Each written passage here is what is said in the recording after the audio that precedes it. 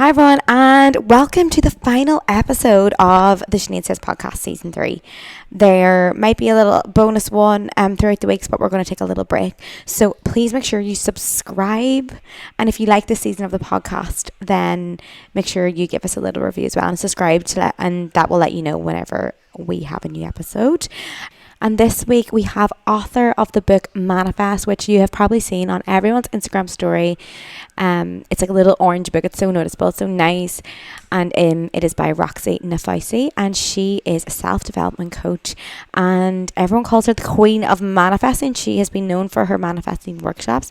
So she decided to write 7 steps to living your best life. It's such an interesting conversation. I love talking about manifesting. So we really talk about how to truly manifest, how to get self-worth, and how to uncover the blocks. And just a quick one as well, while you're listening to this, we talk about meditation, and I just want to throw in that the Brave Way is my meditation course. It is 21 days of meditation, and it also teaches you in small short modules, and it has manifesting, self-belief, and it has really getting to know yourself.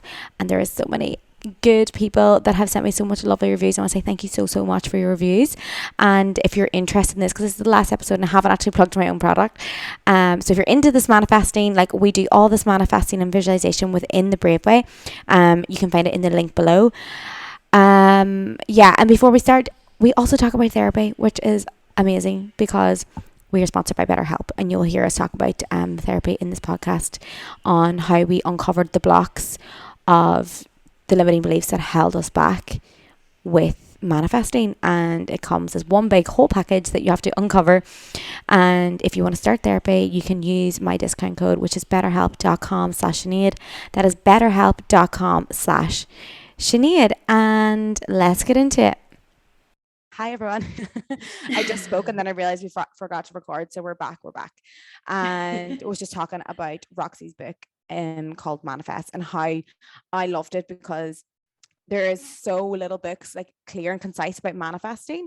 And I was saying about giving the secret to Jack, trying to explain manifesting, but sometimes it's just not clear and it's kind of just not all there. So when I read Manifest, I was like, these are clear and concise steps to manifesting. And it's not just visualize and hope that it happens. You've got your self-belief, you've got uncovering blocks and just understanding what low vibe and high vibe is. But welcome to the podcast, Roxy. Just give us a little bit about yourself and where this idea for the book came from and where it all stemmed from. Thank you so much. Hi, thanks for having me. I am Roxy, and I'm a self-development coach. But I first discovered manifesting in May 2018. I was really at rock bottom. I'd spent a kind of decade addicted to drugs. I had no career, no self-worth, nothing. My life was just a mess, and I felt I don't remember ever being happy in my whole life. I never had long periods of time of experiencing happiness or contentment or joy. And I thought that that's just who I was. And then somebody said to me, oh, why don't you try and listen to this podcast on manifesting? And I thought, oh, do you know what? I'll try anything. And I listened to this podcast, and what I realized, manifesting wasn't just about visualizing what you want. It was about your self-worth, and everything came from self-worth. And I realized, well, of course, I've not been manifesting anything into my life because I have no self-worth. And what happened was basically I was on my way to Ibiza at the time. And on the plane, I wrote the list of my perfect guy. Mm-hmm. And a few days later, Wade messaged me on a dating app called Raya, and a year to the day our baby boy was born. And within 2 years I had completely transformed my career. I mean, I say transformed, I built a career. I didn't have one before, and everything in my life I thanked manifesting. And I initially, when I first once I'd had Wolf and I started carving out my career as a self-development coach, I'd done a self-love workshop as my first workshop, kind of using my own manifesting practices to help me to do it. And then I said to my audience, you know, on Instagram, which was quite small at the time, I was like, I'd been talking about manifesting and just said, you know, there's this thing I've been using and I've been doing for really working for me. Do you guys want me to do a workshop on it? And people were like, yeah. And really nobody, this was just before the pandemic. So really manifesting wasn't a kind of buzzword as it is now. But I hosted this workshop and 100 people came, and I thought, okay, how am I going to explain manifesting, which I really realized very, very quickly was a self-development practice. There was so much to it. It was such a full practice. Like, how am I going to explain it to people? And so I was on a walk and I was using my notes on my phone. And in about 5 minutes, I came up with the 7 steps.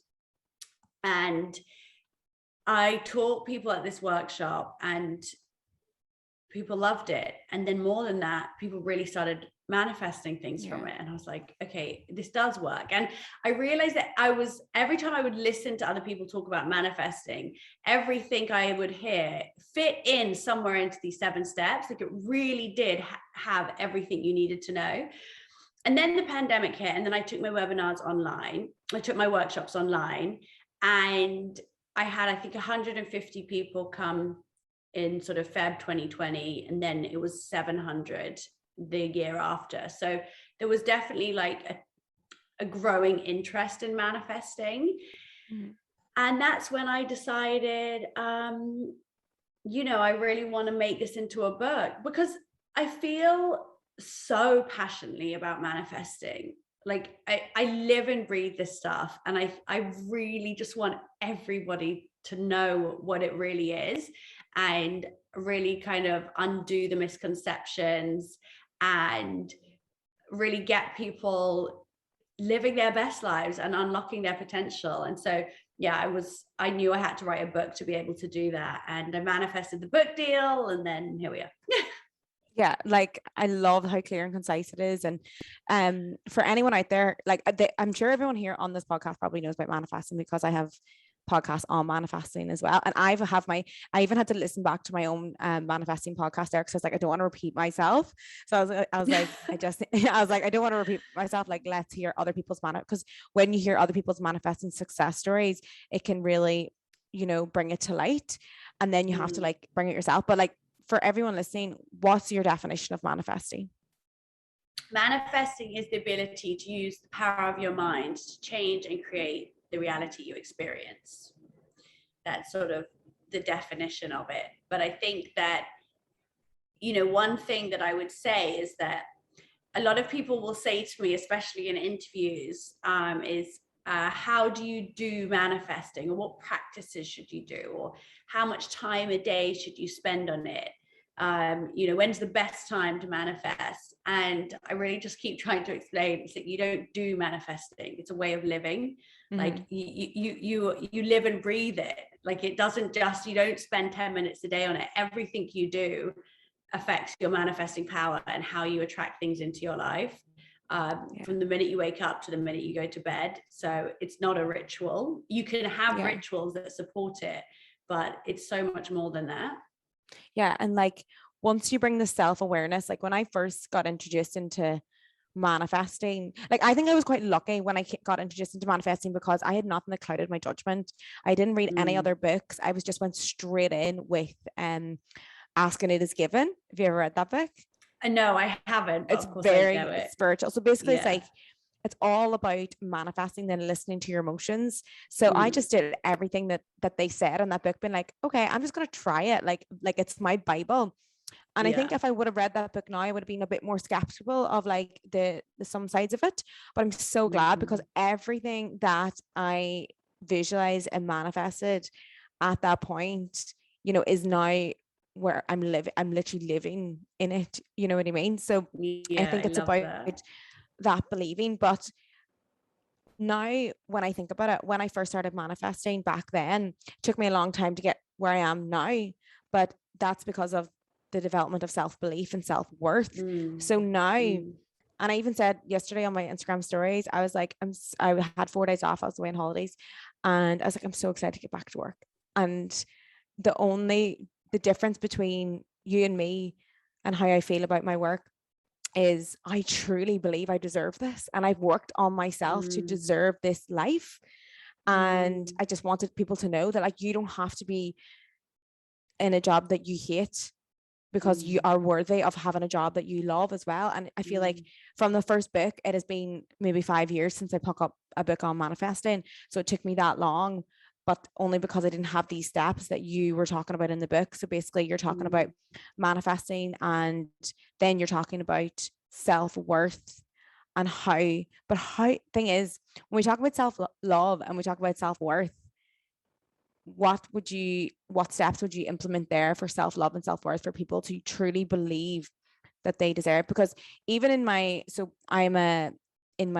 my students, when they're visualizing, they can't visualize any bigger than their limiting beliefs. So they're like, oh, I just visualize like my house now, or like my job now, because I don't think, oh no, that's not realistic. So how do we get them there? What steps can we give them?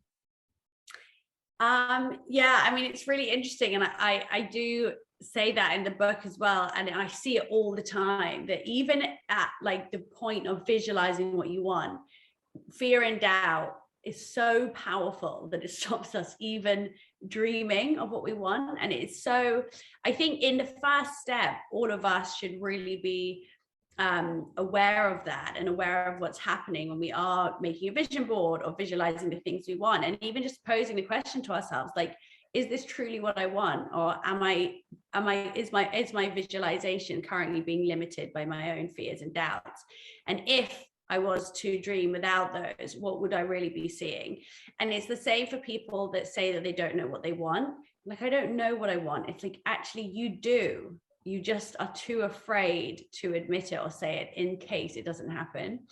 But the journey to self-love and self-worth, I think, is definitely, that is inner work. And I think the first step is having of course self-awareness, and understanding where what they are, where they're coming from, how they affect you day to day, how easily you're triggered as you're living life. And then it's putting together a toolbox for yourself. So there are tools that you can create for yourself at home, which is, meditation, using mantras, listening to affirmations, regulating your inner critic, making a conscious effort to rewrite your narratives and reframe your perspectives. Those are things that you can practice to do every day. And not that it's going to be easy, but with commitment and with consistency, we really can rewrite our neural pathways and think differently and change our mindset. But then I think there is much more to do than that. And I think that's where it's looking for the help of healers, therapy, counseling, Reiki, hypnotherapy, and using this. There are so many people out there that can help us, and it's going and finding those external sources that can help us on our journeys, because we all have years or decades of micro traumas that are currently affecting us and how we feel about ourselves. And it's definitely not something that you can do overnight, but it is something that as soon as you've committed that decision, you know what, I'm not going to be led by these. I'm going to think, I want to commit to living differently. You really can begin that journey to self-love. Yeah. I know what you said before, like, you start therapy and these things are going to help you. Someone asked me this yesterday and they were just like, when did everything kick off for you? And I was thinking about what you said in the book, moments that made me. And the moments that made me, there's a few, but like one of them being stepping into therapy and having someone in front of me question why I'm doubting myself. Because when you have your own head, and yeah, you can journal and stuff, but when you have your own head and you're just trying your best to like get out of your own self-doubt, but you have all these other conditioned patterns constantly running around in your head, it takes someone sitting in front of you that is paid to do that is qualified to do that, to say, why aren't you taking a step forward? You are so worthy of this life, and what is stopping you? So that's when you start to uncover all those blocks, like what is actually stopping you. So can I ask, like, when you were in your manifesting journeys, what were the major like roadblocks that came for you, and how did you overcome them? there were a lot. I mean, obviously at the time I think one of the first things when I was trying, I've always known that, like, as soon as I started doing this, and I've always known that my purpose here is to help others and to empower others. But when I started, I was at that point just seen as basically this cokehead from London that was like a party girl, and nobody took me seriously, and nobody was going to take me seriously. And I had always been someone that was very, very concerned with what people thought of me. I was so afraid of being judged. I was convinced that everybody hated me. I think a lot of people will relate to this, that when I would leave a conversation with someone or a room, my head would just be going, oh my God, did they think I was a loser? Did they think I say something stupid? Like, I was consumed by this like paranoia. And really thinking that like nobody liked me and I wasn't likable and I wasn't good enough. And so I think for me it was a real decision and commitment to just going, it doesn't matter if people are going to be on board with my new career path, or that they trust it, or that they believe it. All that matters is that I am authentic in what I'm doing. I know this is my purpose. I know I'm in alignment, and I have to just like stay focused on my journey and what I'm doing and the people I'm helping, and basically not give two fucks what anybody else thinks. And that was definitely, that was just like stepping outside my comfort zone, knowing that I was doing what was right for me, and putting myself in control of my life, and not doing things for other people, for other people's validation, but for my own. And I think that is when you become magnetic. And so that was a really huge thing for me. And even now, if I think about, the book, for example, has been really successful. And it definitely wouldn't have been if I had been concerned with what other people think, because I wouldn't have promoted. If I had been like on Instagram thinking, oh, I don't want to share it too much in case, people think it's annoying, no one would have seen it. Yeah. Or if I had been like, oh no, my publisher said the book shouldn't be orange, I don't want to piss them off, we wouldn't have an orange book, and that's half of the, its selling power. So I think that I'm still doing, that's something I learned early on, and it definitely made me overcome a huge block, which was trying to always impress other people. And for me, it's been like life-changing. And I really urge everyone, if you want something, if you have a goal, if you have a focus, you have to let go of what other people think of you to get there. Because people are going to judge you, that's saying, everybody says that people are going to judge you either way. But in the end, the only person that gets, affected negatively by that and stopped in their tracks is you. Yeah. And like, I can relate to you with like the party girl sense, and I'm party girl turned like spiritual meditation, all this. And I'm always gonna get, she was drinking, pints of cider down the back roads, like when she was at such and such. And I feel like when people think that people can't change, they haven't changed themselves. So I've always known that I have changed in such a way. So if you can talk about that girl like many years ago, like you're talking about a different girl. Because I can't even remember my life past awareness. Like, obviously, when I hit a point of awareness, I was like, what was I even thinking? What was I even doing? Yeah. What were my thoughts? And that's what I always say to people. I'm just like, you have to realize that those people haven't seen change, aren't capable of change themselves at this moment in time. But it doesn't mean that change isn't possible. So yeah, I think change, like, you have to realize that people change, and I can definitely relate to you with that as well. But I still have my wild side. My wild side is still there, and I like to incorporate both. I'm just like, why can't I have both? You can do both. Of course you can. Of course you can. I think it's like, it is that thing of really understanding that we can have like duality in everything. It's like, I have this thing at the moment where, in work, and obviously I'm in self-development, but I'm also a businesswoman. Like, I'm always also building a business, and that in itself can feel like a conflict. But how can you be someone, but I'm always trying to teach people, especially like if I mentor people, it's that you can be kind, like a really genuinely kind person, and incredibly strong with unmovable boundaries. and you can be both. And I think especially for women in business, it's really important to know that it's possible to do both. And like, you know, you can be someone that loves partying and also that loves meditating. Like, we can be anything we fucking want. Like, there's no one is here to tell us otherwise. As long as we're not harming anyone, I really think people we don't need to be restricted by labels. Yeah. And I think that's society just wants us to line up and do as we say. And like when someone does something different, there is always this judgment. And you really talked about that in the book, which is so amazing. Like the way you talk about envy and judgment and how it's like a low vibration and how to use envy as a way of inspiration.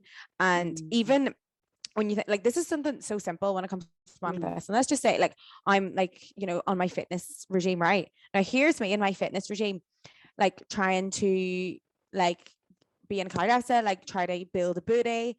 And I'm like sitting there with my big, huge weights. Like I've been doing weights for a long time. So I'm like literally carting over this fucking dumbbell. It's like 30 fucking kilos each side. I'm like, oh, like hip thrusting like 150 kg.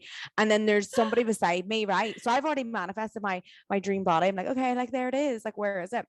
And someone's beside me and she has got banging bod. I mean, ass, everything, but she's carting a 2 kilo. And I'm like, no. So there's me blocking with my envy and me judging. And there's me blocking my manifest because I'm not using that as inspiration. I could turn and be like, it's fucking possible to get that banging body with 2 kilos.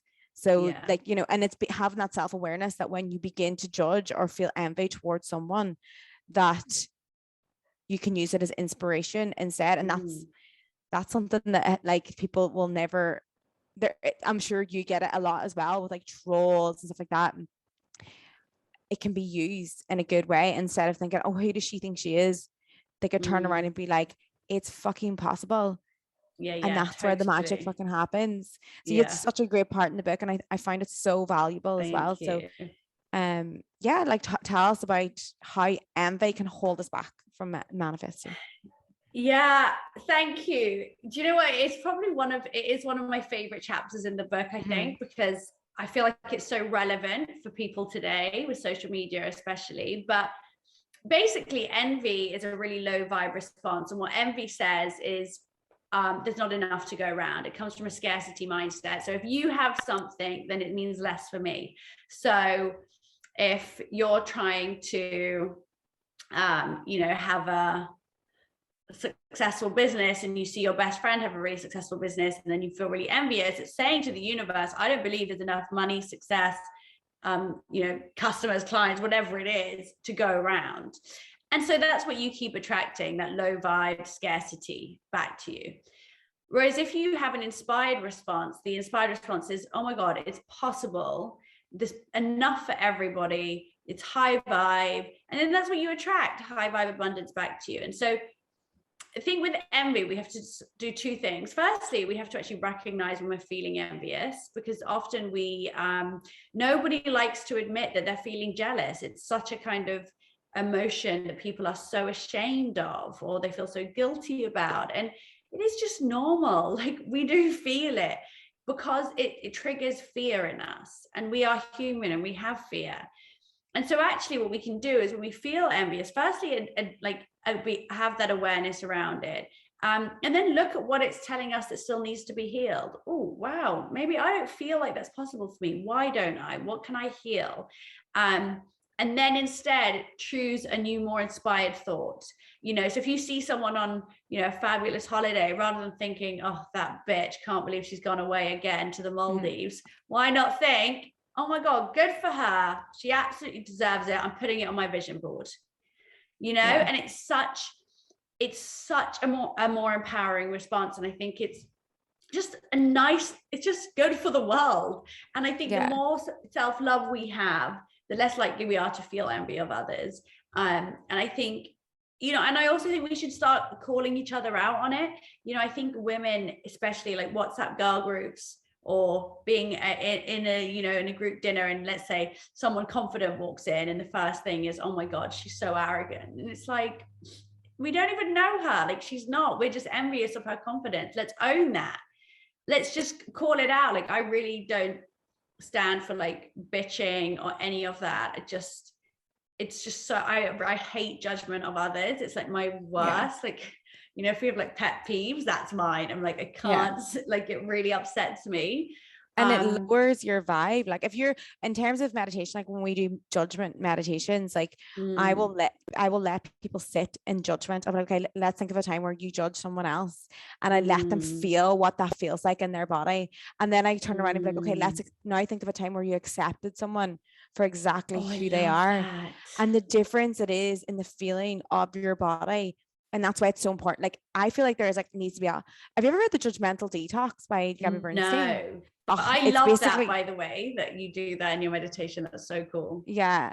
And like judgment is that, like judgment, I love talking about judgment because judgment is reformed desire, and judgment is just envy, but no one wants to admit they're envious, so it comes out in judgment. So every time, exactly. And I feel like judgment always comes up for me as well. Like, and I'm like, okay, now I have the self-awareness to be like, for example, let's just say, like, I would say this is one thing that I used to judge.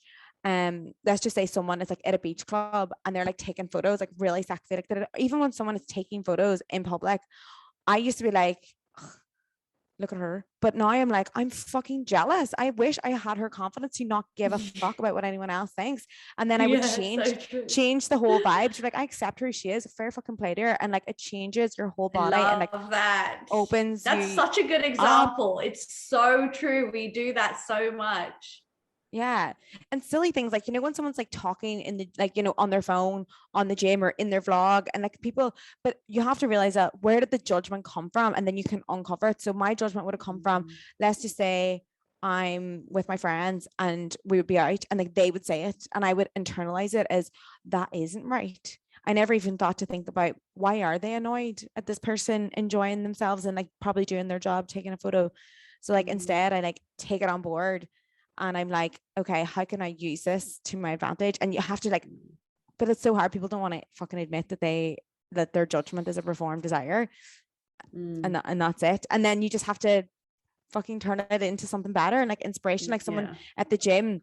As I was saying, sorry, went off track. Someone talking at their camera and you'd be like, oh, look at this person, because everyone else says that. But in fact, like they literally don't give a shit about anyone else in this gym.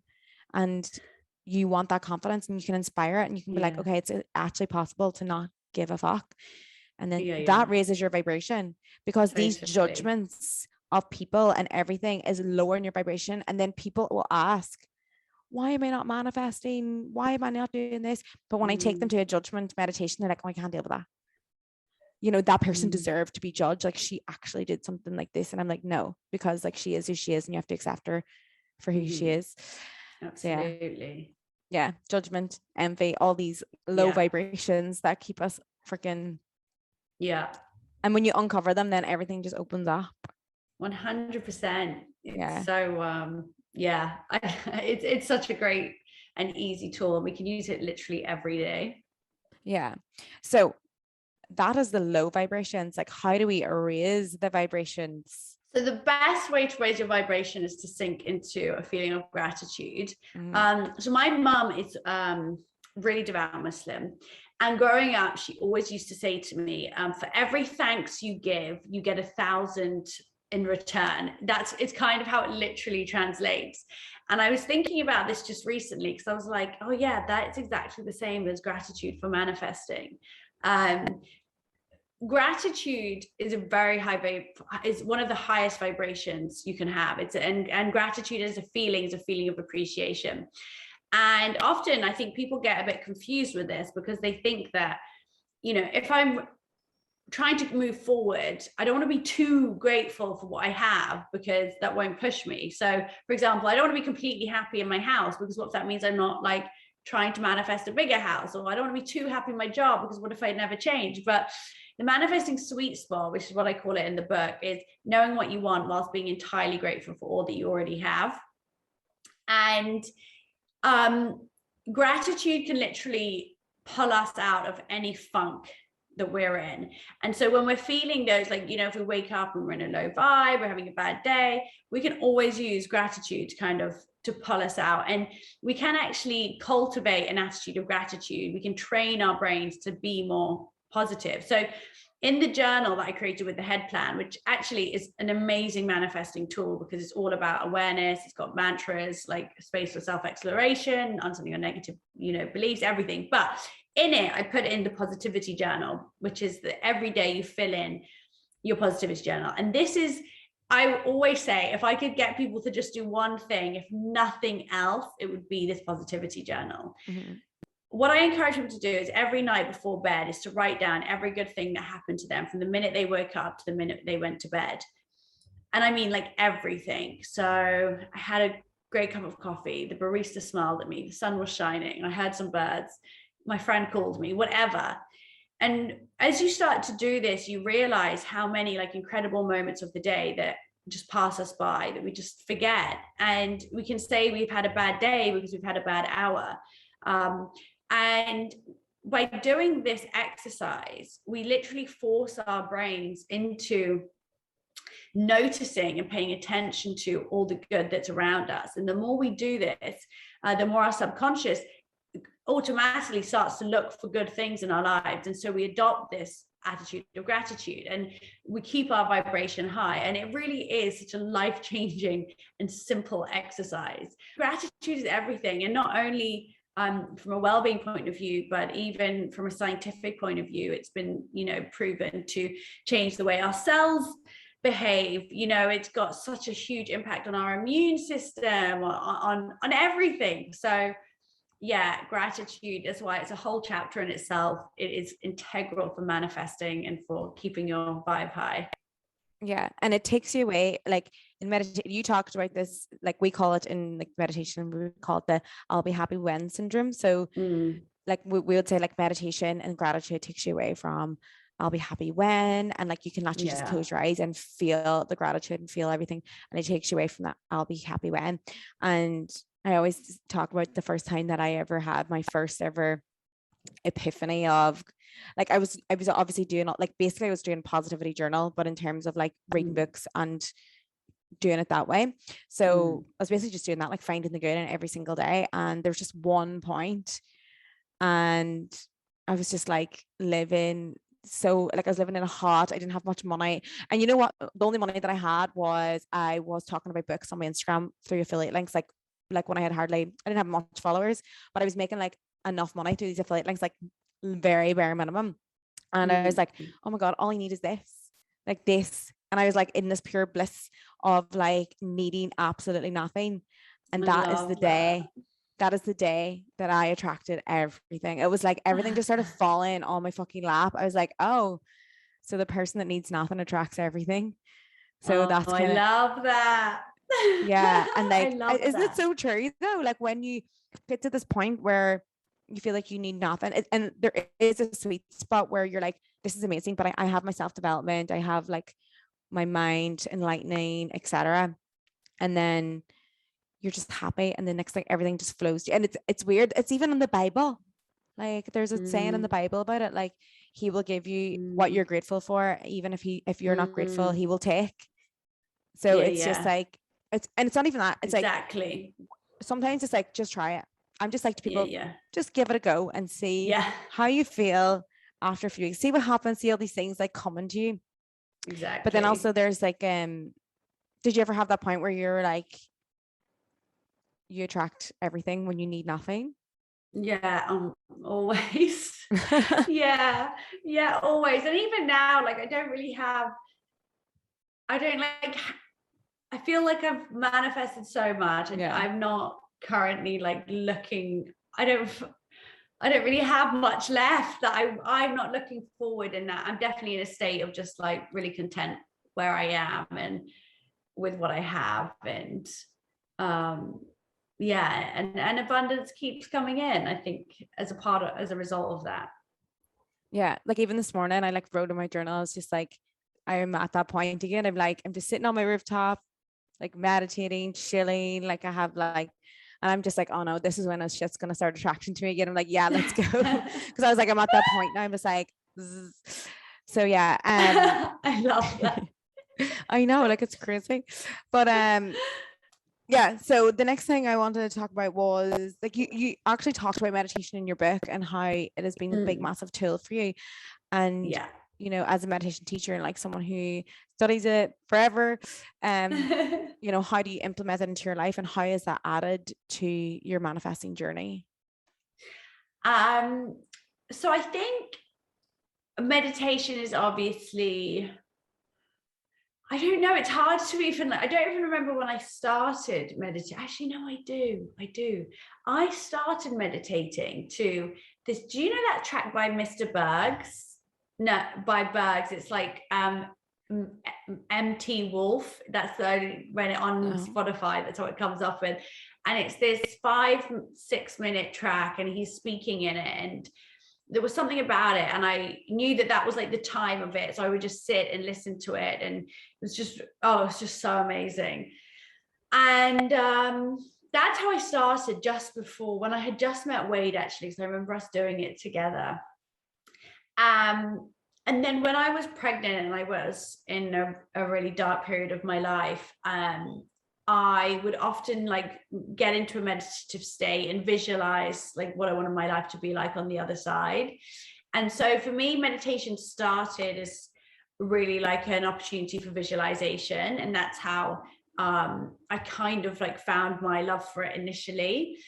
And now, I mean, I do a visualization meditation every night, but I also love listening to affirmation tracks as part of my meditation. But it's not, but I don't see that as meditation almost, because for me, meditation is more like, because that I kind of zone out a bit too much. Whereas for me, meditation now is just stillness. Like, I just like to be still when I meditate and breathe. I don't breathe very well, and I often get a really bad anxious breath. And I notice that I hold my breath a lot, like when I'm emailing, or even I'm like, oh my God. Like, and I was like, I was like, yeah, like I don't breathe properly. So for me, meditating at the moment is really about being still, breathing, coming back to the present. And I think, you know, in terms of manifesting, I mean, visualization is key. There's so many different meditations. You can, like, inner child meditations, I love, like going back and giving compassion to my younger self, letting go. I love teaching meditations. It's like my favorite thing to do. But I think that once, I mean, you'll know, but like once you find a meditation practice, you suddenly like throughout the day, you can just be like, oh my God, I need it now. Like, you like crave it.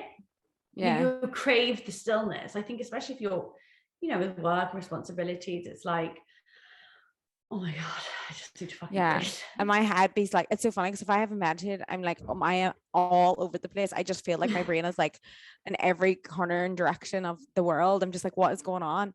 But then when I meditate, like I just really get my thoughts together, and I'm like, okay, this is what I'm going to do today. And this is what, you know, and I really manifest my day mostly as well. Like I always manifest like a successful day. And I think love like that. it is, it's such a big part of manifesting for me, definitely, like meditation. And it's not even that, it's like getting you into that good vibration, because you are running around all day with all these different thoughts, and in meditation, especially guided, and you're being guided into finding things that you're grateful for, finding things that bring you joy. And then like love and kindness meditation is like one of the most studied meditations. Like, you know, when you give someone love and kindness, and it's so valuable for your happiness, and it's been just so proven in positive psychology to make you more positive if you give someone love and kindness, meditate, or like in your meditation. Even someone that you don't like. I didn't know that. Oh yeah, I'll give you one. Like even someone you don't like, or you have acquaintance, or they are judging you, you just sit in your meditation and you just imagine like giving this energy to them, and it's literally like you've just cut this massive tie of energy, and you're like, here, you can't touch me. There's like this big bubble of like love, and you can't get in, and it's amazing. So I do that. And I'm so glad you spoke about meditation whenever you're writing the book as well. And so there's so we have like the full step. So the full step, right? So you've got be clear in your vision, remove fear and doubt, align your behavior, which is all about taking action, stepping outside your comfort zone, basically like the work. Overcome tests from the universe, which is kind of about not settling for less than you deserve. It's about staying strong and, you know, when you're faced with rejection or something going wrong. Then gratitude, and then turn envy into inspiration. And then the final step is trust in the universe, which is really all about surrender. And it's about just knowing. And all of us will have had an example in our lives where something, we've just had that feeling, well, I just know I'm going to get that job. I just know I'm going to see that person today. Or I just know it's going to happen. And it's that knowing feeling. And with manifesting, it's knowing that if you follow these steps, you don't know how, you just know it will. The universe will work for me, will make these things happen. And I think that's almost like the glue that holds it all together. And it is that like unwavering doubt that really makes life feel easier, because you just have this like faith. Yeah, you had a lot on people's relationships and stuff. Like I love the way you were like pitting it together with people's relationships, like how they were coming in and how that relationship was there to teach them, and how, like, I think there was one story, I can't remember, was it your friend? And she wasn't surrendering. I think she wasn't surrendering, she wasn't having patience, and then she got with the dickhead, basically. Yeah. Well, we all do it. We all like, not all of us, but, you know, a lot of us can find ourselves in relationships that we just kind of stay in because we are afraid that actually we're not worthy of true love or a healthy relationship. Or we stay in it just because we're bored, or because we want validation, or we want attention, or, you know, whatever it is. But whenever we keep someone in our lives that is treating us with disrespect, or playing hot and cold, or you know, not serving us in a way that we should be, we keep ourselves like blocked from, you know, something more meant for us to enter our lives. I think our energy is like, it's not infinite. Like we have like a certain amount of energy around us, and we need to give space to what's right and not take up kind of like rental space with things that aren't worthy. And that includes toxic friendships, you know, unhealthy relationships with our families, jobs that we hate, you know, whatever it is. Yeah. And see, when it comes to relationships as well, like I get this all the time. People always ask me about manifesting it and relationships, like, can I manifest a man? And I tell them, you can manifest a man in terms of how much you think you deserve. So if you have low self-worth, what are you going to attract? Exactly. And it's going to keep playing in a loop until you learn the lessons till one day you discover the self-love, and then the man that you deserve will come in. So I always think, like, yeah, you can sit there and manifest the man all you want, but like if you don't love yourself or you don't have any self-worth, then you're going to manifest the person that you think you deserve. So firstly, work on you, on what you deserve, and how to become very deserving, I suppose. Yeah 100%. Yeah. And that's a question people always ask me about. Can I manifest a man? Right, okay, can you manifest a man? Yeah, you can manifest anything you want. Well, you did. But you can also manifest, like I would say, one thing that people say to me a lot is, can you manifest a specific person? And no. I'm like, no, because even the question is going, how can I make this person love me again? That's coming from like a desperate place of low self-worth.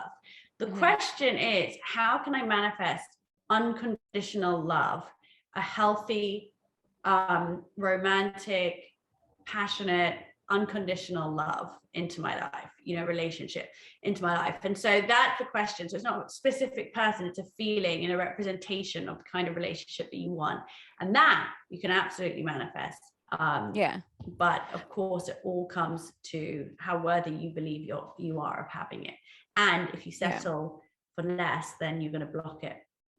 Also, I think, I don't know if you agree with this, but I think as well, when you've manifested the person, so basically I remember being like, okay, this is the man that I want, and I had the list of everything that I wanted. I was like, it looks like this, he does this job, he has this much freedom, he does this, blah, blah, blah. And I was like, he's gonna come, and he came, and I didn't vibe. I was like, I don't want this. like I didn't have the chemistry with this person, or Oh my God, like, yeah. like I feel like that person, I feel like the universe, and I used to think about that person when I was with other people, but like, oh my, I think I want this. And then when it Yeah. came in, I was like, thank you, universe, for bringing this person in to make me realize that like it's not about this. I don't have to be the Yeah. exact same as this person. We don't have to be this. Like we have to, you know what I mean? So then I when I love got rid of that. that, I was like, thank you for bringing that in. And now I realized that's not exactly what I want. And then I Yes. was like, okay, bye Yes. bye. And then that's Amazing. when the like the love came for me then, because like I, you know, it was more on like our chemistry, and it was just different. So I think the universe has so many lessons to bring in. Have you got Totally. any lessons you want to share with us? I have so many lessons. That's why I was like, I was reading, or I was listening. That's why I listened to my last one, because I was like, I can't repeat all my lessons. I have so many lessons. No, give me one. Oh, me. Oh my God, I have so many. Yeah. Even what we were saying before, like the first thing I ever manifested was, the first thing I asked for was my purpose. That was the first thing. And when I was reading the book, I was like, I Mm. want my purpose. I want a meaningful, purposeful job. Don't know. And then like the universe was giving me signs. I had a boyfriend, but I was also visualizing my life with this boyfriend, like in my beautiful house and Yeah. my dog. So it was very confusing for me. But so then the universe was like giving me signs, like, you know, oh, there was a message from a girl and blah, blah, blah. And I would just reject and Oh. reject and be like, no, no, no. Like I visualized this, like, it's fine. So that was like but then what happened was like the universe smacked me in the face basically, and was like, I was, so basically I was traveling to go away like with this person, and we were meant to travel the world and then move away to like this other city. Mm. And a week before, I just got the text like cheated on. But like the signs kept Oh. coming. I'd asked for my purpose, my signs were coming. I was rejecting, feeling bouts of anxiety, but like rejecting. And then I was like, anyway, broke up, went through the hardest time of my life, lonely, really heartbroken, like what you said, like dark shades. Mm. And I was like, I had no tools. Like I just had nothing to get out of this. And then I had to search for the tools. So then I made, you know, the tools. Like I wrote a book on like relationships, and I like, that's my podcast is about like heartbreak and stuff like that. So like I was asked for my purpose, and and the lesson was, you have to break up with this person and become Yeah. absolutely heartbroken to have your purpose. So I'd Yeah. say like that was Yeah. my first ever lesson. There's so many more, but like that's, and like I could have seen that as why me, and but instead I was like surrendering. Yeah. I don't know if I Yeah. surrendered at the time, but I surrender now to what happened. I So yeah, that love was probably, that. yeah, that was a good lesson for me. And I always see that as my manifesting. Like the universe sometimes comes knocking and you keep rejecting. So Yeah. Yeah. yeah. 100%. I think it's like really, it is one of those things with, with manifesting, with life, is just, I think the greatest thing that we can do is start to understand that challenges are always here to offer us something, an opportunity for growth. And I think that for me, I would say that my life is not perfect. Like my God, like things go wrong, or like things happen, but things definitely do not bother me the way they used to. I used to be so affected by any like negative occurrence or any challenge. It would like destroy me, like send me right back spiraling. But now I think I really have this, because of this trust in the universe and this understanding that like there is value to be taken from every situation, and then you recover from it so much quicker. And truly everything is about your perspective that you put on it and the frame that you put around it. So yeah, I welcome lessons now. Yeah, me too. Every time I'm like, no, listen to this. Now, this might be a wee bit raw, because today I just got diagnosed with endometriosis. Oh my Like, God. I know, shit. But anyway, we'll Yeah. talk about that. I don't even really know that much about it, but I know what triggers it a lot. Like, you know, makes it like Okay. more painful. Oh, Alcohol. bless you. Right. And I was like Yeah. saying to myself, like manifesting, I was like, I don't want to be this party girl all the time. Like, I don't want to drink all that much. And like, I'm not really a massive drinker anymore, but like, and when I go out, I'm going out to people please. I'm not really going out to like enjoy getting like Yeah. drunk. Yeah. So I was like, did, is that like, do I get a sore tummy now every time I fucking drink? So it's like, Mm, is that a lesson? I don't know. I think everything's mm. a lesson, because I could sit there and be like, oh my God, this is so sad. But I'm like, okay, there's my lesson. I don't know. But I Well, think that's the mindset you maybe. sort of have to have. Like, yeah, Yeah. I mean, yeah, sometimes it's like that is a positive you could take from it, that actually it's a decision that's then out of your hands. I think with things like drinking, having to make the constant choice of like, am I going to like allow myself to get drunk today, or am I going to drink today, is like, I don't know, where you're at with it, but can be kind of frustrating in itself. Whereas if the decision's made, you're like, oh my God, you know what? I can't do this anymore. That's just not what I do now. The decision's made, so I'm going to find a new way to enjoy myself, and I'm still going to have fun when I'm out, and see for myself that I don't need drink to do that. And also, being drunk, hungover, all of that, it is low vibe. Low vibe, gal. It is low vibe. So I won't keep you too long. I just want to know, like, what is your upcoming plan next? Like, do we expect something else, or have we got some workshops, or where are you at? Like, you're living in London, you're about to go to Dubai. I've got a workshop in Ireland at the Helix on the 2nd of July. It will be 1,000 people. So I'm really excited. Tickets will be live soon on my new website. There'll be more products, a second book next January. So yeah, keeping busy. lots manifesting. Yes. What's is your next big manifest, the next book? So I don't think I'm allowed to say yet, but I've got 2 more. I know. But it's good. I think this book has just been translated into its 11th language. So they'll all be coming out across the world this year.